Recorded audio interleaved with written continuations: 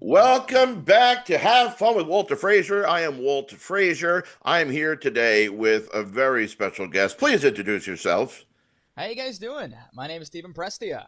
I am a Long Island-based comedian and improviser. I've been doing improv now for 14 years now, which is crazy to say. I've been a member of Ada's Never Enough Improv with you, Walt, now since about 2012. Became an intern in 2016, and then became a full-on teacher cast member in 2017. In my college improv troupe, No Control, I was the casting director of that. I also am a part of Long Island's longest running improv troupe, Friday Night Face Off, which I've been now known them for about a decade now too, which is insane. They call me Steven the Voice Prestia, which we'll get into some of these impressions a bit later on. I also have been an instructor for the Lollapetus Company, teaching talent inner circle members both improv and stand up comedy now for the better part of a year. Um, and fun fact about myself, I'm also a black belt in Kempo Karate.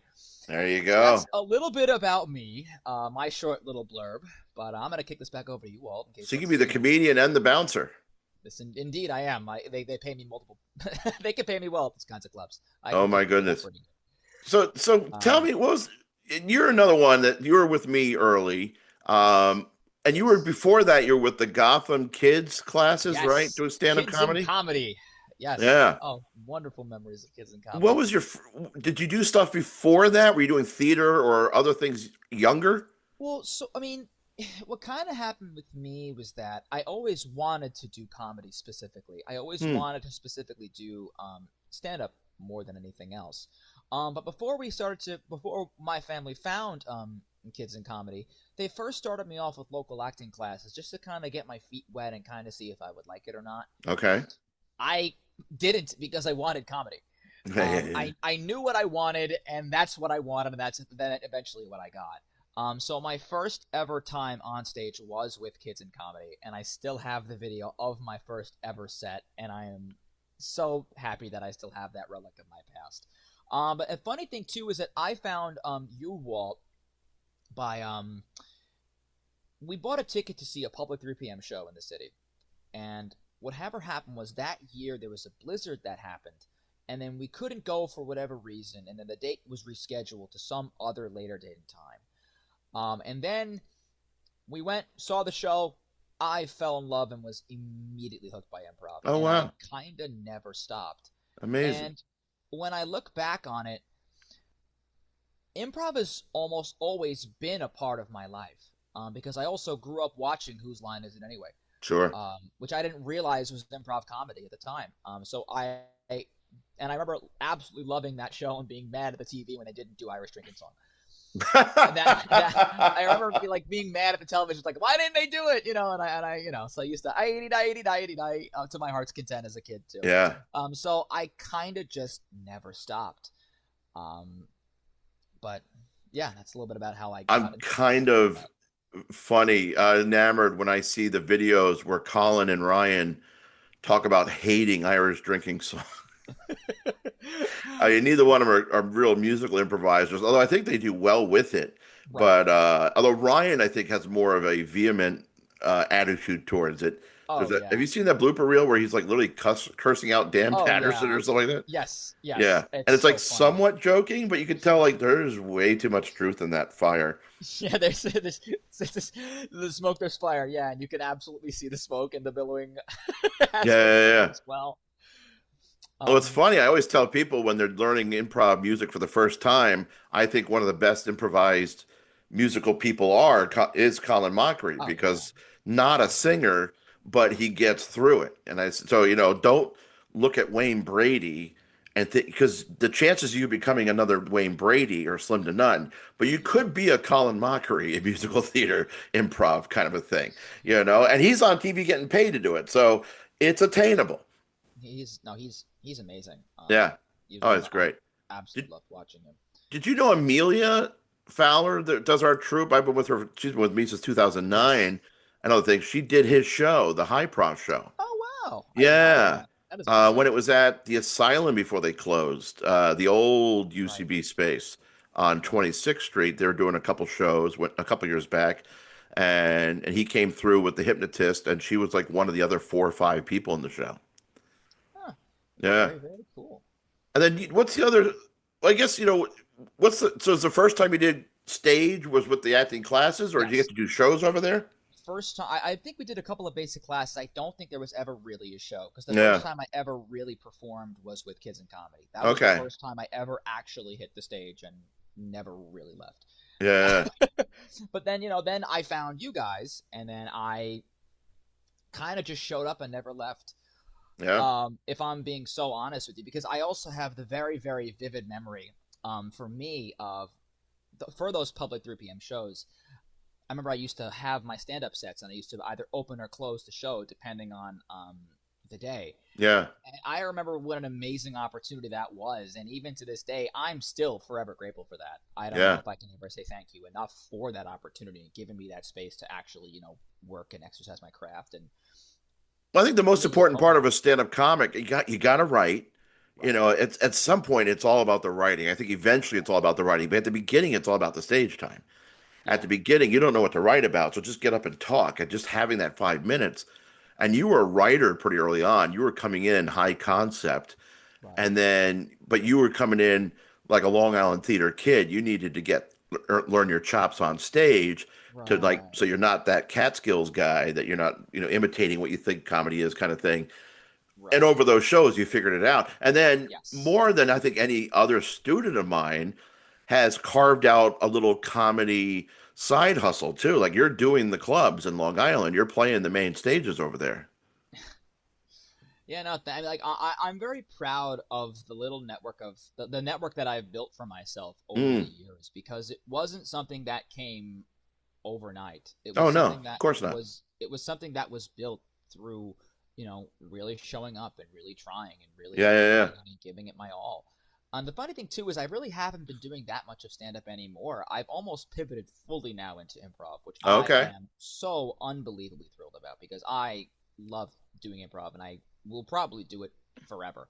I don't ever plan on stopping, which is to me an absolutely wonderful experience. Um, but that's a little bit about me. It's But as funny. I far think the stand-up comedy side, and you're probably feeling the same thing about improv that I feel about improv. I love doing opera back in the day, but unlike most theater, opera, when you're like really doing it, the soloists are not like theater people. They are more like cabaret or church soloists in the sense that you rehearse a piece and you almost don't get a lot of rehearsal time with the group, as right, like working on staging. You have set stagings of the Zeffirelli La Boheme that you just have to know if you're going to be hired in that show. And then you have like a rehearsal to sing through with the orchestra and the conductor and that cast. And then the next night you're on. And then 3 weeks later, you're in another city, or 2 days later, you're in another city, blah, blah, blah. And I always found it like a very lonely existence, is you don't really have that collaboration that you find with the improv and stand-up comedy very much. There's a lot of camaraderie in the green room with comics a lot of times, but there's also a lot of backstabbing and other crap that goes on, and depending on the club. And the best. There's great stories, there's horrible stories, but you are when you're on stage, it's do or die by yourself. And the improv, you got that support network. yeah, 100%. It's funny because you mentioning that, like with stand-up comedy in particular, it's the comic getting the laugh, whereas opposed to an improv troupe, it's the troupe getting a laugh. Yeah, Right? It's really not the same thing. 100%. I do remember something that sticks out to me as far as stand-up wise goes. I have a quick little story. I remember once, because I also do impressions while I'm on stage. Right? That's I do the funny voice. I talk like Obama. I talk like Schwarzenegger. I talk like Gollum. Those are some of the classics that I would do all the time. And it's funny enough. I remember, unbeknownst to me, during over the course of my set, I didn't realize this, but I actually started to develop bronchitis before, like while I was on stage. Keep in mind, this was pre-COVID. If you don't feel Yeah, well, don't go to a show. yeah. But this is pre-COVID. This is pre that. And I remember I was doing the Gollum, but yes, precious, yes, my love. Doing all that and all that kind of fun thing. And like I find myself start to cough. So I turn around, I cough, and then the audience starts clapping. And I'm like, the audience starts clapping because they think I'm like, really putting my voice through the ringer, like on stage. But I can do that voice all day. Like Yeah. it doesn't hurt me. So, that's just, something else fun. I got a million of these kinds of war stories too, as far as performing goes, and Oh stand yeah. up and improv alike. And I definitely want to get to some of these too Well, before we what's continue to your talk what's show. your worst story Oh as an man. improv person, either with us or somebody else, like doing a show, audience experience, or backstage, on stage? What's the worst experience you've had doing improv? Yeah, as far as worst experience doing improv, I remember there was once when I was first learning this. I want to tell a couple of the stories as well, but I remember one of my worst experiences when I was first starting out was I was with some other girl. We were both really young at the time. It was a kids improv class, and I remember she was like circling around me in a bike. Not necessarily a bad move for a scene. That's fine, whatever. And I was like, "Oh, I see something's wrong with your bike. Maybe we can get started." No, it's my bike. You can't touch it. And like, all right, I looked at the instructor and I was kind of like, what am I? What are we doing here? As far as like other stories that I have from improv wise, there are some that really reach out to me that are just I find funny. We did a show a while ago. This was a few years back for a library in Long Island, and for one of the suggestions we were asking for was, can you get me the name of a book? And can we get me the name of a book? And this one little boy, who could have been no more than 8 or 9, raised his hand and goes, Silent Spring by Rachel Carson. And I remember me and one of the cast members looked at this kid and were like, how do you know what that book is? because that book is not like a children's book. It is a book about the dangers of a pesticide and how it like ravages the local environment. And I knew what it was because at the time I was taking an environmental science class, and I knew what that pesticide did. So I was able to like cater the jokes around that. I had a blast. I was I able took to that. show. Like, Yeah, I don't think I knew the book, so like I probably took it thinking I that took sounds it and like, harmless enough. and I remember I said to you, I was like, "Don't you dare not take that suggestion! Oh, okay, okay. Don't you dare!" Because I knew it and I knew I could do it, and it was weird niche knowledge that I'm so happy I was able to promote. And like, it's just and there. A funny thing too. Another show that sticks out to me that I thought was really really funny was that we were doing a show in Mystic about a year ago, and we were doing a three-headed expert, and there was this one little girl on stage. And it's just three-headed expert asking questions. What's your name? My name is John. And they go back and forth. And so this one little boy in the audience raised his hand. And I go, yes, sir. What is your question? He goes, babies come from a vagina. Like Oh, confidently, that performance, yeah. full Ah, chested, full chested. he was Like not older than 6 years old, right? Maybe even no, he was younger. little. And Yeah. like the parents went red. We started laughing. It's like, okay, wrap up the game. We're not getting anything funnier than that. Like no shot. And like The reaction of the girl on stage, who was was probably 10, 11, yes. was priceless.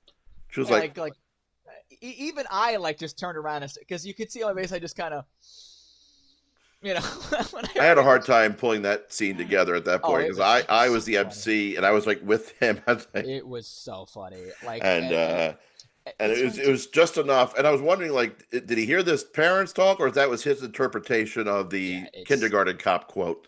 I don't know, but it was funny, and he earned every laugh he got. Like Oh yeah, I could never be that funny, and I I'm thought you were glad going to that I talk am. about the other show in Mystic, where because Obi brought this one up. He said his least favorite show of all time was when we had to do outside shows in this. Oh Actually, yeah, it was hot, yeah, wasn't that bad? and trying to like, hey, we're doing a show now. Come on over. We're doing a Yeah, show. It was like Renfest style. I feel like I would love to try to do that again. Like I let's just walk around and I do. have. Yeah, Speaking of which, well, that's the problem too. Like when you're in that kind of street fair esque, like yeah, fair esque type environment, comedy shows don't really work well with that, unless you specifically have somebody specifically announcing, "Hey, come to the back of the park for a comedy show yeah. at like 2:30." Other than that, like there's a reason why they have live music at these kinds of things, Oh yeah, because yeah. music is ambient, right? That's the word I'm using. It is just in the air. You can still enjoy it while you walk around. Comedy, you have to Mm-hmm. pay attention and listen to what's happening on stage. I remember once when I was a kid, I did a show. I was no more than 12, 13. And I Mm. was doing a stand up show at the Mineola Street Fair. I'll never forget it. And I did the show, and I'm, doing my set, doing my bit. And there was some guy in the audience held up a sign that said, "No one is laughing," to a little 13-year-old me. And I was like, okay, thank you for that. And then my family was there, and my aunt went over to him and proceeded to tear him a new one. Absolutely Oh ripped into him. wow. And I got to tell you, that was more entertaining than my set. That we need a I video of. That would go viral today. That was insane. Like, and even because I was almost traumatized, but not quite because it was funny. See, that should be a Um, sketch bit. The silent heckler. oh my god, he had a sign. I was like, where did he even Yeah. get that from? Like, like it just Oh my goodness.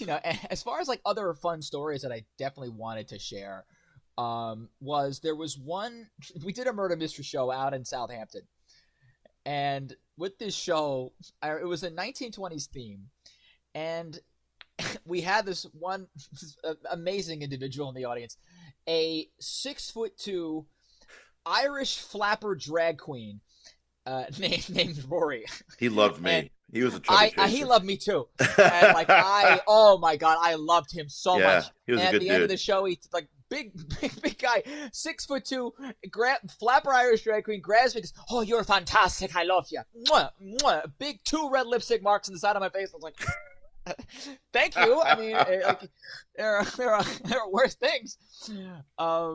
Oh, what else did I want to say? I have so many of these that I love sharing. You weren't at the one where Um, I dived into the pool, though, right? I think that was Evan and I was Dave. not at the one where you went in the pool. What happened there? We had, oh, you don't know that? Did I ever tell you this story?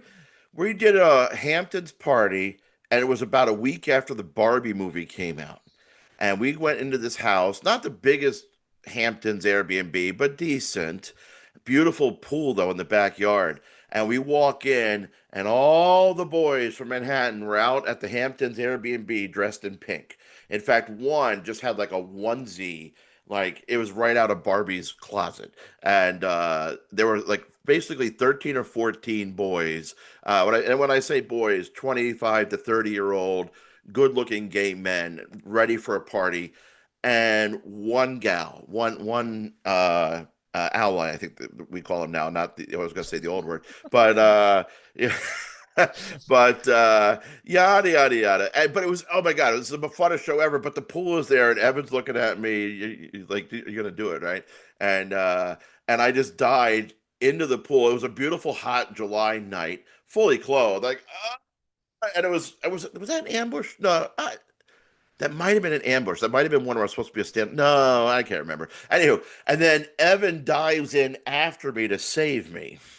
So Evan jumps in, and like, I'll get him, and I'm like floating like a big X. Reese has a picture of it, and I was an X Files fan, so I posted it as like an X Files. I'm floating in the pool like this, and then he's like, "I'll get him, I'll save him. I think he's dead." And I was almost choking on water because I'm laughing, and he's like, all right, That's nobody move. I'm amazing. the detective now, That's and oh my incredible. goodness, what a fun party. Oh, it was so hilarious. And we need more party. I haven't done it since. I've been tempted, but that was the party to do it at. That's fun. Yeah. Speaking of parties, I remember we had another show that sticks out to me was that we had that very very strange penguin request that we did Oh on the show. yeah. We had somebody there was a client that requested he was going to dress up as Batman and he wanted Hmm. to have a little entourage that walked in with him. He wanted a penguin and he wanted a Joker. Like this all super duper last minute, and so I managed to find like the perfect vest of a costume in a thrift store, and like the costume I'm still proud of to this day. It was the best Look, 24-hour costume of all time. I honestly, yeah, it was. Yeah. And Because we don't have Party City anymore. You don't have costume no, stores. like You need we without 24 hours. No, you can't get Amazon. I ordered stuff and it came like 3 days after the gig, even though it promised me yikes. that morning. Yeah. Yeah, no, but and even too, because I remember we were all dressed in our proper quote unquote attire, and I had my cigarette holder, my top hat, and everything. And I remember when we first met the client, he was dressed as Batman, and I noticed as he was walking, he had his hand on his wife's shoulder, Mm. and she was almost guiding him through. I didn't think anything of it at first. I was like, okay, cool. We walk in, whatever, do the whole bit. I give a couple of, as the penguin, par for the course, standard fare. I come later to find out the Batman was legally blind. Oh, was he? So he was legally Oh, blind. I didn't Yes. know that. So he was legally blind. So we did a show for a Batman who was as blind as a bat. Yeah. And that to me is He one should of have the been most Daredevil. ironic. Like, I know, right? Like, that to me was one of the most ironic and funny things. I couldn't make it up even if I wanted to. Yeah. I'm not that creative. Another funny story too, really super quickly. I remember that one time we did a show at a synagogue, and I went, "Jesus Christ!" And, and the one lady in the front row was like, and she kind of went, she got over pretty quick. Um, that was funny too. I was like, maybe I shouldn't do that next time.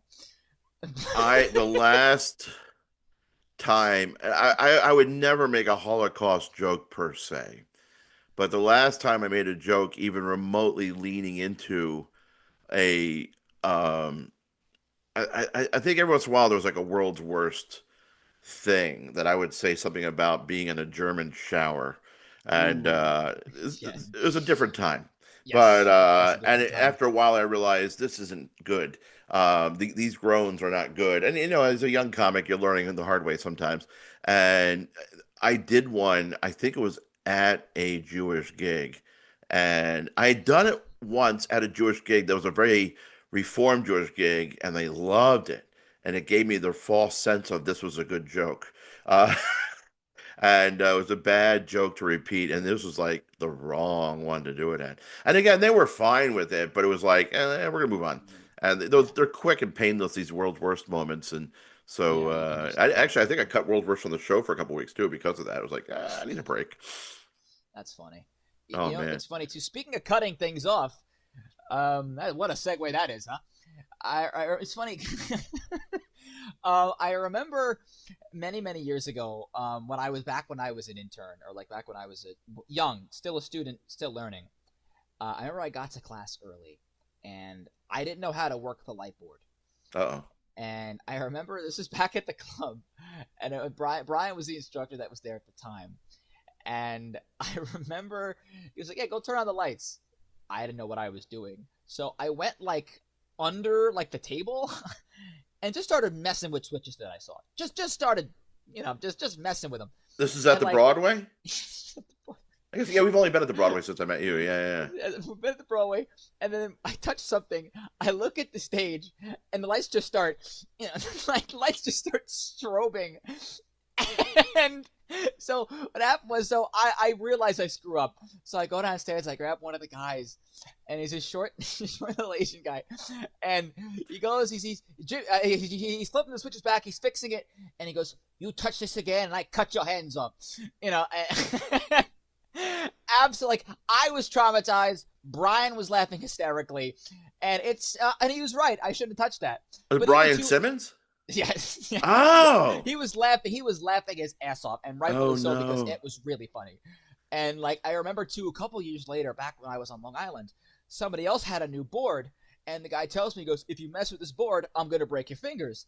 And I thought to myself, "You're gonna need a lot more than that to scare me." All right, I once had a guy threaten to cut off my hand. You Oh think yeah. breaking my fingers is gonna scare me? Like, step up your game, my man. That's Little League. Let's that's what is this, Mickey Mouse? Come on, like let's get the A material here. Let's get the real threats. So it Um, sounds like there's never a time that you were nervous to be on stage. it's so funny. I never was. Yeah. Stage fright never knew her. Like because Okay. I always had the mentality. Well, I didn't really develop this psyche until I was older. But Yeah. for one, the audience is there to see a show, so I'm gonna give them one. Yeah. Two, nobody wants to see a bad comedy show. Nobody buys a ticket to a show and goes there not to laugh and not enjoy it. And you mean like they're not gonna. There's No, a no, few I would you need contest that with, but most of them, yeah. a vast majority. Every now I and then think you get a. there is not to fight you on this, but as much as there is definitely a group of people that believe going to a comedy show like it's supposed to be interactive when it's stand up. You know what I mean? In improv we want it, and sometimes we don't get it, and we're fighting for interaction because we need to get the Right. quiet crowd. But there are definitely people that go to a crowd like in Jersey and New York particularly where Yeah. heckling is the point, Yeah. or they just like they're drunk and they just don't pay attention. But there's definitely those.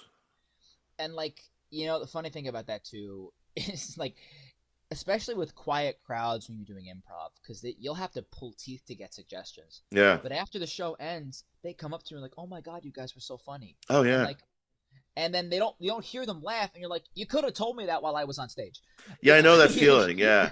you could When have they're on the told me way that. out, I've gotten You hugs know, and like, kisses like, "Oh my God, you're so great." And I'm like, "Please tell me I have an ego. I need please this." just tell me next time. And Yeah. like the other thing too, like I also thought with, especially like with stage fright and being worried about it going awry. I had the thought once, and I stick with it to this day, where it's, what happens when I have a bad show? I go home. Yeah. Like that's it. Like, Yeah. like I that's it. That's I think in general there's a secret to happiness, and it's having a wider threshold of what, people that aim for perfect, their threshold of acceptability is so narrow that right. I don't know how they're ever happy with anything. Whereas the goal is to have fun and the goal is to entertain an audience. And then if it's not great, just make it a little bit better tomorrow, learn from it. But I've seen people like just ruin their lives because of a halfway decent show. And you're right. And talking to the silence part, I've been telling more and more comics and people are like, oh, what? I was doing another podcast or sorry, what do you do when they're quiet? I said, thank God they're not talking, and when they're not supposed to be talking. A quiet crowd is a listening crowd. A crowd Yeah. that isn't into what you're doing is on their phones and fidgeting and talking and can I get another beer? Like if you're the bad Yeah. comic in the show, that's when everybody gets up to pee. But if they're sitting there listening to you, they might not be a laughing crowd, but you've got them. So don't Yeah. freak out when they're quiet.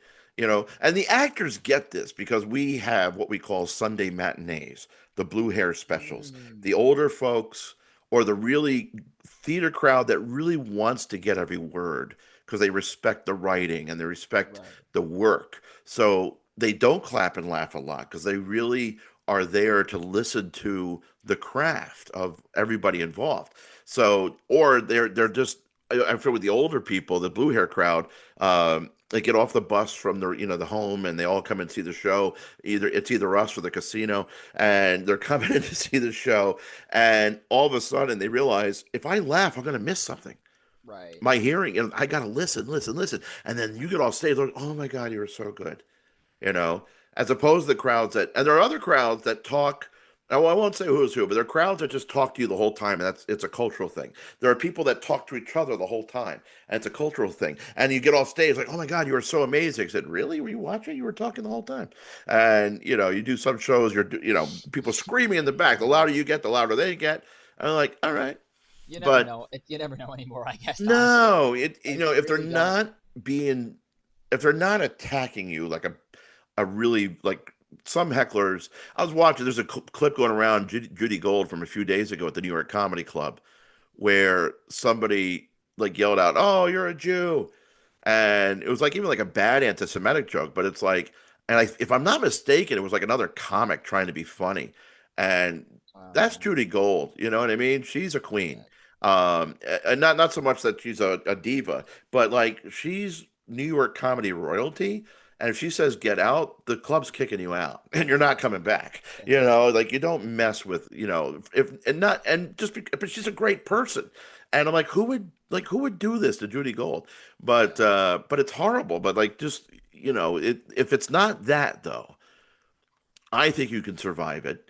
But it's even like a sunny day. If it's 70 degrees, don't complain about the breeze being a little chilly. It's not No. 50 and it's not 90. It's Celebrate so 70. Maybe you prefer 75. it's But so if you funny you if you kind have of a say 2 that. degree window of perfection, you're not going to be happy for 360 days of the year. I remember a lesson you taught us in class that I've kept with me throughout my years is if you wait for the world to make you happy, you will always be disappointed. 100%. Which I 100%. which has stuck with me, and I'm glad I know that lesson. I'm glad Yeah. I have that level of appreciation. I do But that homework at corporate events now yeah, because more people need to hear that. hundred It's percent, it's 100%. they're watching, and I do it too. I'm human. I go down deep dives watching ice videos or whatnot, and I'm like, the world's falling apart, and it's crap. But it's like that's just one thing, and I should not ruin my entire day because of those videos. I should do whatever it Hundred takes percent. to support ending that process. I won't get into politics here, but you can't lose your day. You can't lose today worrying about Exactly. tomorrow all that stuff. But that leading with a smile kind of thing, that coupled 100%. with the have fun thing, it's the world doesn't care about you, and I don't mean that in a harsh way, because while you're nervous and you're depressed that nobody's paying attention to you, the other 7 to 8 billion people are feeling the same way, Right. most of the time. Those, or we're too busy having fun worrying about that stuff. But yeah, if you want more people to smile at you, lead by example, 100%. Right. 100%. You know, this is going to be a very random segment, but I really want to talk about it. There was one more horror story that I have stand up wise that I really want to share. Yeah. And it was, well, not a horror story. I signed up for it. But I remember I did a show and it was themed around the YouTube show Hot Ones, right? Where you eat the hot wings over the course of the interview. Okay. Yeah, yeah. We had a stand up version of that. I remember that I did, and there were five wings on stage, right? And wings one through and they gradually got hotter and hotter as you went on. What they don't tell you about Hot Ones, the YouTube version, is that it's edited. They take out the part where they're chewing and they're eating. So in a live version of this, they had me on a timer, and I don't eat that quickly. And it was a fully sized boneless wing. Like it wasn't a small wing. It was a Yeah. full. It wasn't like a popcorn chicken bite. It was a full boneless wing. And like I couldn't eat that quickly. And so, and this is one lady in the audience who's just like, eat the whole thing. And you can't like you had to do it because other people before ate the whole thing. So I'm a lot of it too. Like I can't do my set because I'm eating. I can't talk. I'm not gonna choke. And the funny thing too is that in terms of spice, in terms of heat, wings 1 through 3, no problem. Wing 4, things got real. Mm. Wing 5, get me off the stage right now. Um, and the funny part about it as well is, I remember like because I also did the impressions, and Mm. my mouth is on fire. I can't talk. Like I can't talk like Obama or Trump because I'm like like dying halfway through. Yeah, that was a I'm a not a bubble now. it's like, Like every character my is mouth was 90 years burning. old. It just doesn't sound. It doesn't work as well. I'm burning up. I'm It's just depressed. I can't do Clinton anymore. That used to be how my it is. one thing that I could do. Do it for the children. Do it for the And I kids. just I Yeah, can't get it in the body anymore. I don't know. I had it 20 years ago. I had a bad Trump and a good Clinton, and long before Trump was president. yeah. And I did it the old Trump, like, you all fired, and I forget why, but it was like, Right. I think it was like the world's worst person to get fired or something like that. And I was like, oh, why Yes. not? If I'm Yes. going to bring out a Trump joke, this is the time. Because everything else is depressing. I don't want to talk about it. But Yeah. in a comedy show anymore. Yeah. It's Certain like not jokes even are funny. gonna. People are like, why aren't you doing Trump jokes? Do you want me to do Trump jokes? You don't want me to do Trump You jokes. don't do Trust that. me. Trust me. Sometimes the audience thinks they know what they want, but sometimes they don't. It's No, like it's not you going to don't go want that well. show. You don't want that show. And in the most liberal crowd, there's going to be one person that's pretending to be liberal to be friends with those people that's going to turn on you. It's like it's just, and it's not even that. It's like, it was funny until about 2018. It stopped being funny. One, it's like, oh gosh, like somebody was saying this the other day, what happens on like Truth Social the last couple weeks, like no one would ever even suggest that he would tweet these things, type of things, right? And why am I getting to politics? I said I wasn't going to do that. But Yeah. from a I comedy can cut you off standpoint, if you it's want. I like, can I can give you the nope and yeah, cut you off. yeah, I can cut give me you. the gong, give me the There you Sandman, go. hook me off. I'll follow. Bang. Da, da, da, da, da, da, da. There you But go. Look at the but canes. They're gonna dancing out. what happens in reality is a parody of itself, and it would almost be like doing a parody of the movie Airplane. It's like, why? Yeah, You it know, loses the we point. quote it as guys hanging around like Shirley. You couldn't, no, stop calling me Shirley. But to do like a sketch comedy making fun of Airplane the movie would be stupid. So, but yeah.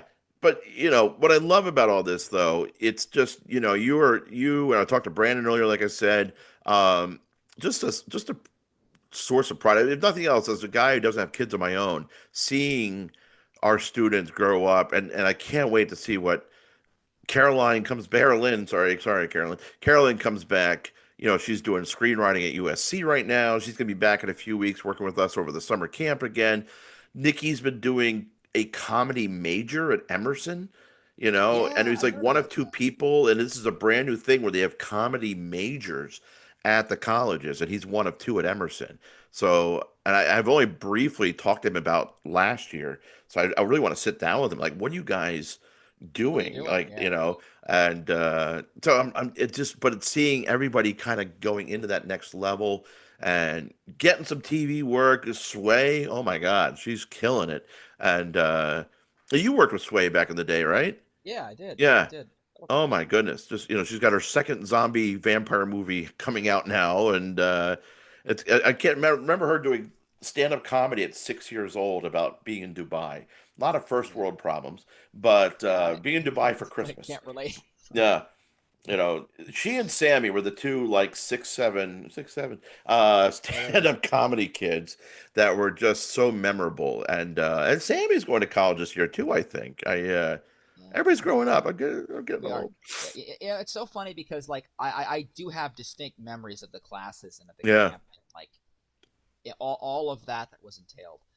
And you were You there at know, the beginning, that I first year of was. comedy camp where it was like was it Ethan yet?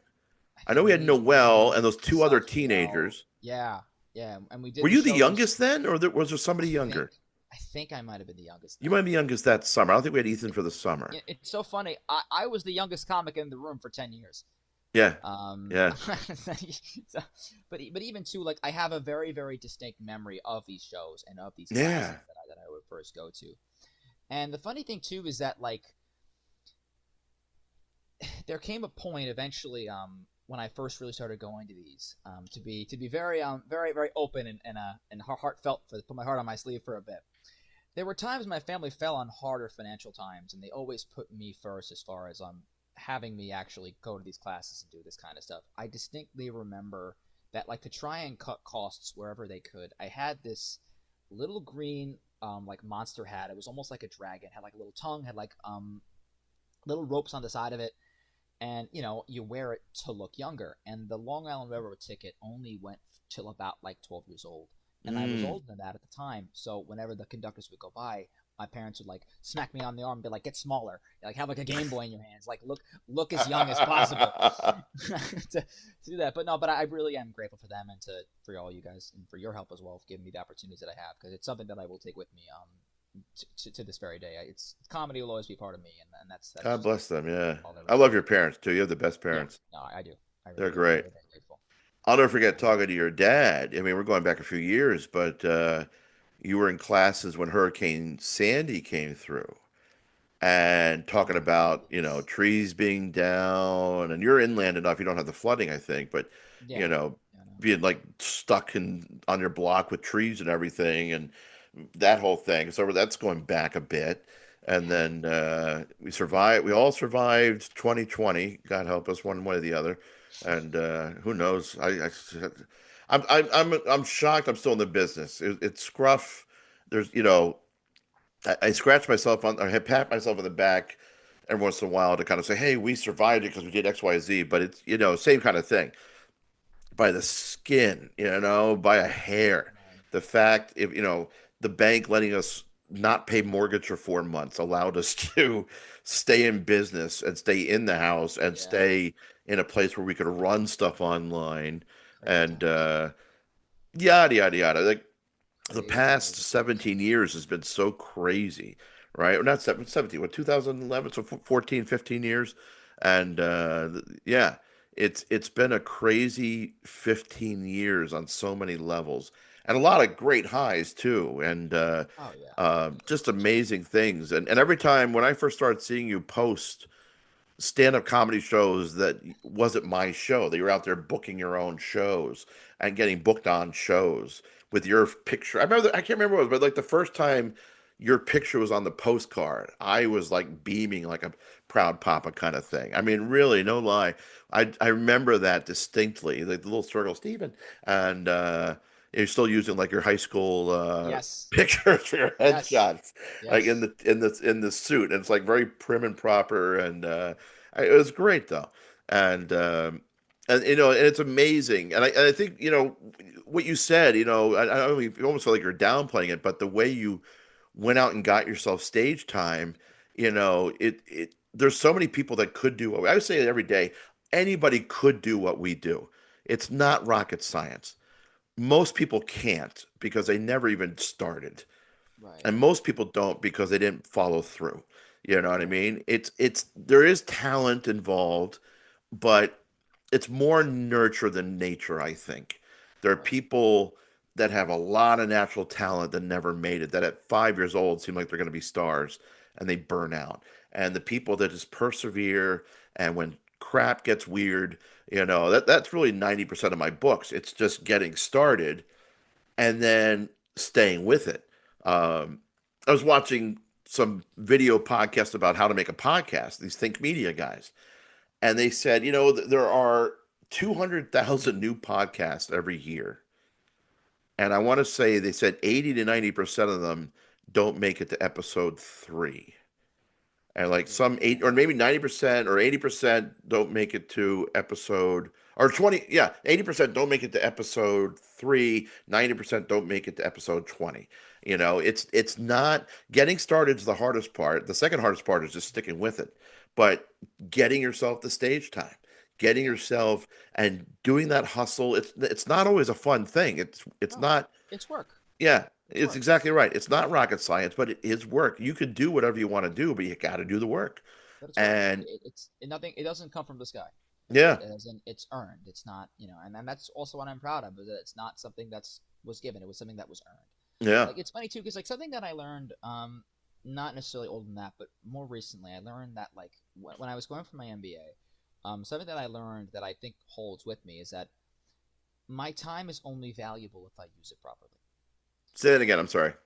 My time is only valuable if I use it properly. Yeah. Okay. 100%. So it's like you have to make the most of the time that you're given and do what you can with what you have. Yeah. And that's all there really is to it. And it's something. It's always try was something that I always told myself, like always try, because Don't make me it's do Yoda on you though. yeah, try not do, right. Yeah, but even so, always try, like Yeah. always give yourself the chance. Always do. Yeah. It's just one of those things. Um, because a lot of people need that kind of encouragement and need that kind of thing, especially like if and I know you probably wanted to get to teaching a lot of that as well and talking a lot about classes and stories in that regard. It's so Well, to me, funny, we are. This is the class. right? This is the education. I think, Yeah, you know, we could talk about learning how to do improv all we want, but I think the part you could do really talk about on a podcast, other than reinforcing, I mean, acting, theater, singing, you got to be in the room. You got to do it. You got to get on gotta do it stage. You got to do it. But this is the advice. You got to start. You got to exactly. show up on time. For all those people that are late for class, it's really that first 15 minutes when Yeah, that first 15 minutes, especially when you're new, and people don't respect that first 15 minutes enough. The warm up, either as a cast member or as a student, and then you got to show up again, and then you got to show up again. And the comics that make it, and I've been doing this now for do that. 23 years, acting for 30, but in the comedy clubs for 23 years. And what is the Broadway was the Improv in 2004 when I did my first show there. November 7th, 2004, we did a show there on a Sunday night for 7 people. And God bless the great late Al Martin allowed us to come Yeah, back the next Sunday and do a show for 9 people at 8 o'clock and get off stage. And he said, I'm going to start my 9 o'clock show at 9:15, but take an hour, do what you want with it. And we eventually built it into a 5, 6, 7, 8, 9 show a week thing, and we all quit our day jobs that spring, Spiro, Laurice, and I, and a few others. But it was all those comics that I knew back then that were in the club at midnight every night of the week. And they're in the yeah, club at 5 o'clock every night of the week. And then at 9 o'clock at the open mics, begging for stage time, getting stage time, showing up, eventually getting booked with somebody like Roger Paul or somebody else, and then getting on the college gigs. And then one by one, seeing people that I know and respect that nobody's ever heard of before, that I've known for years, popping up on Conan and Fallon. About 5 years ago, I don't know if you know Leah Bonema, but one of those who's been a working comic for a long time, finally broke through. She should have broken through a long time ago, but the business is what it is. And when Yeah. she finally did one of the late night shows, I'm like, ah, finally. It's like the people that should be there, we know, but like when they finally break through, it's the business It's side, the satisfying. hustle. I love seeing it, and all of a sudden you're like, who is this person? Where have they been? Well, they were They've been in the she and club. Dustin Chafin every midnight running a show every Friday, Saturday night for how many years at the Broadway Wow. Comedy Club when it was the Improv at the Greenwich, and then touring and doing, and Dustin, I hate to say it, maybe because he's a guy, he's a great comic, not to take away from him. But I'm only talking them together because they're a couple. But Dustin did a Showtime show early on and was able to have that on his credits.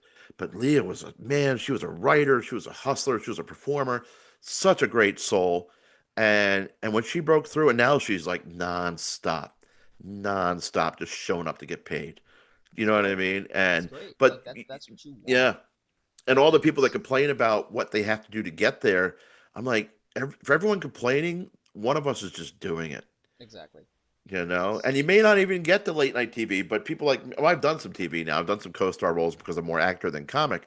But you may not know who I am, but I am working full time as a comic because you just keep showing up. yes. And I think the There's smartest thing you huge ever did is power. you got a degree in arts management. Yes. I So did. even if you don't, even if you go into the performing side, you have a much better understanding of that world going in. Right. Right.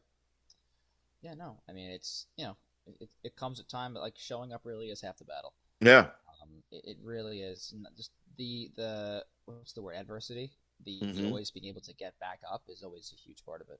Yeah. Because something I learned a while ago was if you can't handle sucking at something, you sure as hell can't handle being good at it. Yeah. And it's a very it takes time to build that skill set. It takes time to hone a craft, but Yeah. you have to put the work in, and it's a very very rewarding experience to do so. Like and it comes and you're gonna. And the funny thing too is like a lot like I kind of you were saying like the first 50 minutes of classes matter, but what people don't seem to realize about those kinds of classes is the fact that every single thing you do in these kinds of performance spaces, whether it be on stage or off, matters. Yeah. Like because, and I can tell you without fail in my career, without fail, every single troupe that I have been a part of has led to another unique opportunity that I would not have had before had I not done that thing. Now, Yeah. granted, not every opportunity panned out, not everything fell the way it was supposed to, but it was work that I got specifically because I knew these people, I got involved, and I started to make connections. Without fail, I cannot. I'm looking right into the camera. I'm telling this. If you are an Yeah. actor and you're watching this, and a comedy person watching this, what you do in class matters. What you do in these shows matter. And what you're saying Whatever is it what is you you do do, off stage matters. yes. You Be a know? good like even me too. Like if Yeah. you're difficult and you're a pain in the ass and you Yeah. make life difficult to producers that are around you, people aren't going to hire you because you're a pain in the ass. Yeah. Like they're not going to want to work with you. Yeah, you do good work, but they can get the other guy who does good work and also isn't going to be up there, isn't going to be annoying, isn't going to be a Yeah. thorn on their side. So be easy to work with. Show up, be on time, be good at what you do. The few Like guys that I've had issues with over the years, all talented, not bad guys, and not even jerks. Like there are comics that I would never even hire, like you could tell in the audition, but they just bring the garbage backstage just a little too much. yes, They don't leave it at the door. And I want to be a friend, but it's like I need to focus. I have issues. Ask anybody. I have issues with focus. you. I teach listening and focus. I think that's why I'm a great teacher of it. There are people that do it, and I teach. No, but like I've learned how to do it. I'm guarantee that there's an element of me that's on the spectrum and ADHD, undiagnosed. Yeah, Guarantee it. Show me a person in the arts that doesn't have something like that. yeah, But my that also allows me to be great with divergent thinking, and to finally bring it home to focus is not always my best skill. I think it's why I'm endearing and vulnerable as an MC as well. But it's it's a struggle.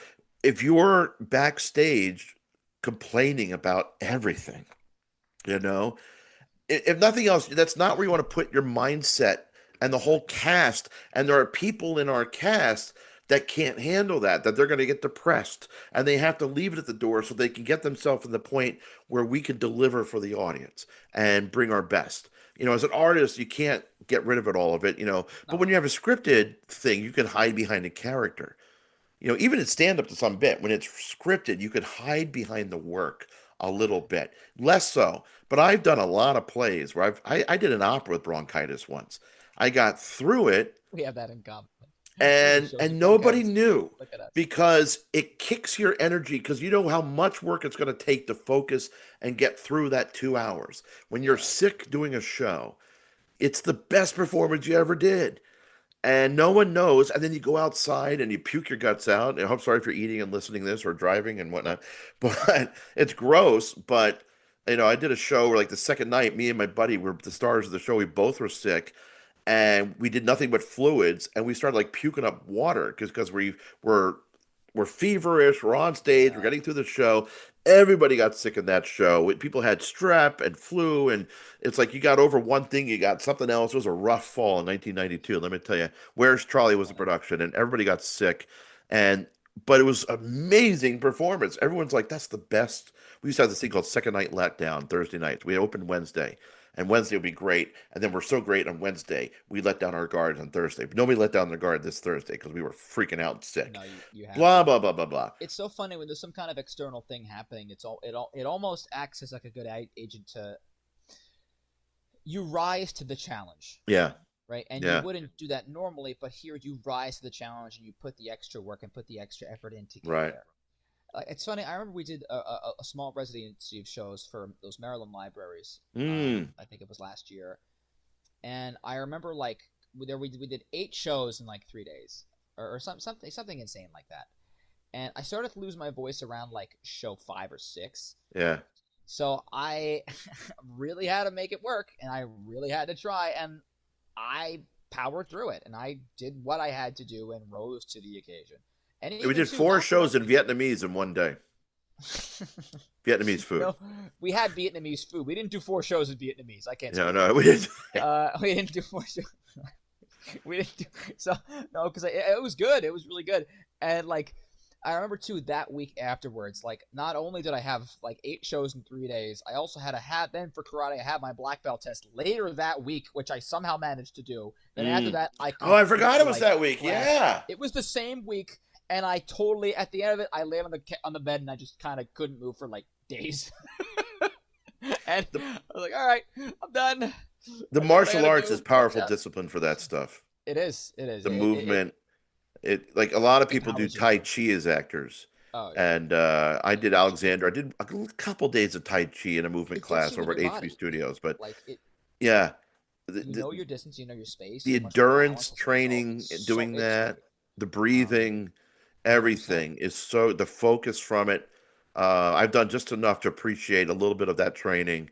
I wish Yeah, now, especially as I get older, even more. But all that focus, whatever it takes for you to get to that space, and just know when you bring your garbage backstage, one, you're making it hard for the whole cast. And improv, I yeah, think, for some reason, I've been this way too. I'm less disciplined when I do improv than when I have a script and I can right. get away with, I'm an opera singer, I can get away with a third of my voice and still sound as good or better than most that haven't been trained. But it hurts more the next day if you're not warmed up. I can get away with it. Right. I read about 10 years ago, I realized, oh, my voice is not there because I've been screaming on stage for 10 years without training. And I went back to sing at churches just to find my voice again. And it's depressing when that's a big part of your personality is that big high note. And when you can't sing it, it's very depressing. It And is. but all that bad mojo, it's like a lot of people I don't hire back or I stop calling. It's like I say the beautiful thing about owning my own company and producing is I get to choose who's in the car for 10 hours when we drive to Maryland and back, That Rochester. matters. It's That that's such a matters. huge part of Like, it. Yeah, when you just show up at a show, you can put up with a whole lot. I put up with a lot of personalities doing theater over the years. We just show up. And even in improv, when you just show up and do a show at the club, yeah, you can put up with a lot more. But I've done shows where I'm like, I'm on stage emceeing and the cast is on the side. I'm like, dude, you're getting paid. This is professional. Would you do yeah. this in a scripted play? And it's not even like you're backstage. You're like right there and you're talking. And I'm like, dude, come on. The audience is Yes. distracted. Lead by example. And it doesn't happen that often. We've had discussions with the cast about it, but every once in a while, it's like we're not treating it the way we would treat a play or a musical or an opera or Shakespeare or whatever. Exactly. Yeah. It's But the it audience almost is people almost paying think it just as much like it's yeah. I mean, at our it's shows. They're funny because not, they don't people don't seem to realize that yeah, what you do matters. Like you yeah, still need to treat it professionally because I've yeah, been a part of groups and I've been a part of troupes that don't act as professionally and have a worse show as a result. yeah, And it's embarrassing, honestly. Like I yeah, can't stand it after a certain point because like as an improv member, as a person in the improv troupe, whatever troupe you're a part of, I have to stick by you. Like yeah, I have to put my name on what you're doing. And right now, I'm not impressed, especially when we do that kind of nonsense and unprofessionalism. I have no patience for it anymore. You know what I mean? Like I just don't. yeah. I couldn't. I know it's bad, but Yeah, it's just I know, but it really shouldn't be like that. But unfortunately, it is. So let me try and well, lighten the mood here. yeah. And Well, I I'll say do have people are human. I'll end with people are that. human, People are yeah. But human, if you say one and throwaway I'm line or a sure little joke, that's fine. But you should not be just talking. You know what I mean? no, You should none of that. We're human. We're all guilty of 100%. letting down our guard. But if you're, like I said, if you're, I would say in a lot of blogs, I'm human. I have ego issues. I'm a former opera diva, Broadway diva wannabe.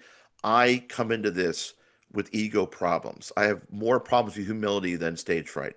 And, you know, and I love improv for making me a better man, on and off stage because of it. You know what I mean?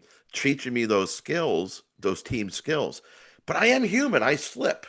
But if you lead with have fun, but never at anybody else's expense, my number one rule. And if you lead with start every day with a smile, one, you catch yourself going there. You make it part of your mantra. So you catch yourself when you realize, Totally. oh, I'm crossing into the cruel area. Let me stop. I'm not helping at this point. And you're more likely 90% of the time, 95% of the time to lead the way you should. But just to give it a cap on that. But yeah, so you gonna bring us some impersonations before you go? I do. I can give you a little taste. I can give you a little I want, taste. I I'll want give to you a little interview taste. your characters. That honestly, do that for a couple of questions, and That would be give fun. you one. What is a question you always wanted to ask Obama? Obama. Um, what would it take to get you back for a third term? Well, to get me back for a third term, the first thing you'd have to do, well, to be honest, what I want, uh, is for new seasons of Invincible to come out sooner. That's gotta happen for me to be back in office. I love the current season, but it takes too long to get there, and that is why I would, that is why I would run for a third term. So you like Not the violent superhero cartoon parodies? Absolutely, they are my favorite. I'll watch any one of those at any time, and we'll have a great time doing it with my daughter Sasha and Malia. uh, So Invincible or The Boys? Personally, Invincible Okay. because I'm invincible too. My reputation is good. So you don't like the exploding penises? No, I don't. Yeah, that went too far for me.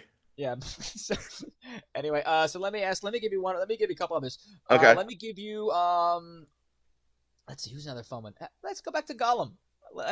Asking Gollum a question is always a fun one. Gollum, What do you I guys hear you think? have a whole new series coming to TV. No, precious, don't ask us. Don't. We don't want to talk about it. No, my dear, that's my precious. Don't want to talk about it. That's what you made a living doing, precious.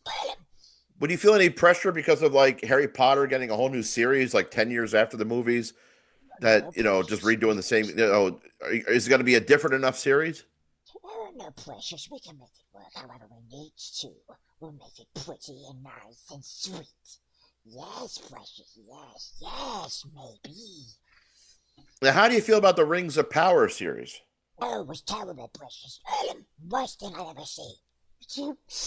Don't say those. Don't ask us questions we don't know, precious. Well, your Precious is about to be created. It's not made yet in this series. Like season 3, I think we're going to see your Precious made. It's, we just don't want to do it All anymore. right. We don't want to look at it. No, precious, no. And I have to ask, if you don't mind bringing on Arnold, Of course, I'll be here for you anytime you need me. are you I'll be here. watching the new Predator movies? What are you thinking? What I tend to watch is I like to watch the new Predator movies because I like to see them. I like to see his threads. Because when I went into the original movie, when I would smell his threads, his dreadlocks smelled like Cheetos. And I have Mm. to tell you, they were my favorite cheat snack when I was working out because I just thought they were better than everything else. I just needed a Cheeto, and I said, "Hey, you, I come here, come kill me. I'm here. You brought Cheetos for me. I want to eat them." Is that why you turned on Donald Trump? Exactly. Okay. I don't know why this is the most political I've made of any of my podcasts. I've Yeah, been I don't trying to know. avoid politics. I've been I really don't know how trying we to got avoid there. it. I've been really trying to avoid it. Hey, man, this has been awesome. I Thank really want you. to thank you for coming out. We got to do this No, thank again. you. I got to get through the cast. I'm going to start when we do more comedy and talking more. And I'm almost thinking about just putting this up tonight because we got a show in Long Island tomorrow and say, oh my God, maybe I'll just put up tonight and what the hell. And I release, I'm supposed to do this on art in a planned way. I don't do anything in a planned way. I'm improv, but check out Steven doing comedy. Go to I have a new website just for those Long Island shows. Long-Island-Improv or LI Improv also goes there. But Steven also does our shows, improv for kids shows, New York Improv Theater shows, 8 improv shows. We have way too many websites. I know. I'm having a branding meltdown, especially under the new SEO problem. So it's like I probably should really bring everything. It's probably confusing the new SEO by having too many websites. So, but anywho, thank you, sir. Thank Anything you. specific you want to plug other than our own shows coming up? Aside from our own shows, not a whole lot, no. But even so, please come by Oceanside tomorrow, April 11th. Yeah, yeah, yeah. South Shore Crab Now Brewery. I have to Please post come. this tonight. Please support. Now you gotta do it. This would have been 4 weeks Um, from now, but this would have been, but even so, please stay followed on our social media accounts. All eight is Never Enough. Mine you can follow at Steven Prestia, just my name StevenPrestia. That's basically all the things we really want to talk about as today. But I we'll really put all appreciate those having links us in the over. show notes, of course. Yes, yes, Yeah. indeed, Awesome. 100%. Thank you, sir. We'll see you Well, soon. thank you. Remember, have fun. And yeah, improv comedy, Times Square, Long Island. We got some shows in Brooklyn coming up. I got some murder mysteries in Westchester, DC, Boston, Baltimore, Philadelphia. We're traveling all over. We're in Rehoboth the other day doing murder mystery and down by the show. And we're going to have some fun. Thank you, guys. Have a great night. Having fun with Walt Frazier. Trying to do this without leaving, but I have to look just to stopping now.